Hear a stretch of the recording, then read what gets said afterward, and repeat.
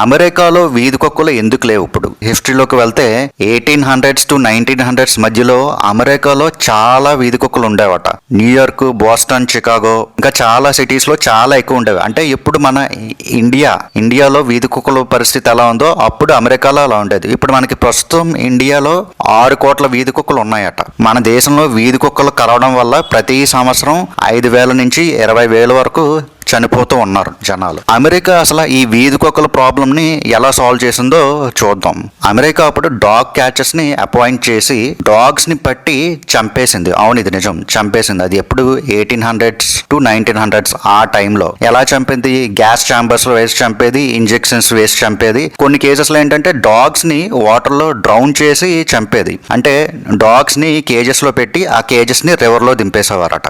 అంటే అక్కడ ఏంటంటే ప్రాబ్లం, అక్కడ బయట జనాలు ర్యాబీస్ వచ్చి చచ్చిపోవడం స్టార్ట్ అయింది. అక్కడ చాలా సివియర్ ప్రాబ్లం అయిపోయింది. అందుకని అమెరికా డాగ్స్ ని చంపేసింది. అమెరికా ఏం చేసింది? అప్పుడు డాగ్ షెల్టర్స్ కోసం, ఈ స్టెరిలైజేషన్ కోసం అమెరికా వెయిట్ చేయలేదు. ఇమీడియట్ సొల్యూషన్ ఏంటంటే డాగ్స్ ని చంపేయడం అని అమెరికాకి ఆ టైంలో అర్థమైంది. డాగ్స్ ని చంపిన వాళ్ళకి అమెరికన్ గవర్నమెంట్ డబ్బులు కూడా ఇచ్చేదంట. ఏదైనా డాగ్ కి లైసెన్స్ గానీ కాలర్ గానీ లేకపోతే దాన్ని వీధి కుక్కలాగే పరిగణించి ఆ వీధి కుక్కని అమెరికన్ గవర్నమెంట్ చంపేసేది. ఇప్పుడులా మన ఇండియాలో లాగా ఈ డిబేట్లు, రోడ్డు మీద ప్రొటెస్ట్లు అప్పుడు అమెరికాలో జరగలేదు. ఆ టైంలో అలా జరిగి ఉంటే వీధి కుక్కలు మొత్తం అమెరికాలో ఫుల్ తిరిగేవి, ఇంకా జనాలను చంపుతూ ఉండేవి.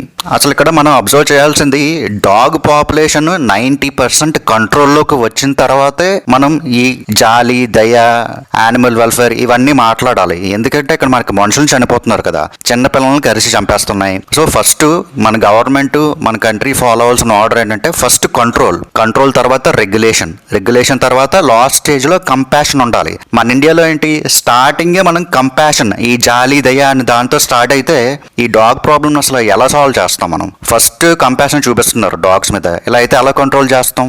సరే, మీరు అబ్జర్వ్ చేయండి. అమెరికాలో 2020లో కూడా అమెరికాలో ప్రతి సంవత్సరం వీధి కుక్కల్ని ఆ గవర్నమెంట్ చంపుతుంది.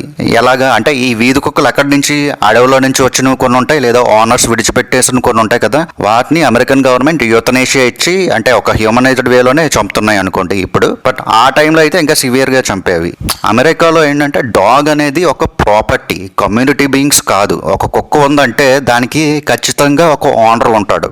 ఓనర్ లేకపోతే అది గవర్నమెంట్ కంట్రోల్లో ఉంటుంది. మన ఇండియాలో అయితే అలా వీధులకు వదిలేస్తారు, ఆ కుక్కలేమో జనాలను కరిచి చంపేస్తుంటాయి. సరే, డాగ్ లవర్స్ అనుకోవచ్చు, ఇదేంటి ఇలా డాగ్స్ ని ఎలా చంపేస్తారు అని. ఒకసారి ప్రాక్టికల్ గా ఆలోచించండి. ఇండియాలో 6 కోట్ల వీధి కుక్కలకి స్టెరిలైజేషన్ చేసి షెల్టర్ లో పెట్టే ఫండ్స్ గవర్నమెంట్ దగ్గర ఉన్నాయా?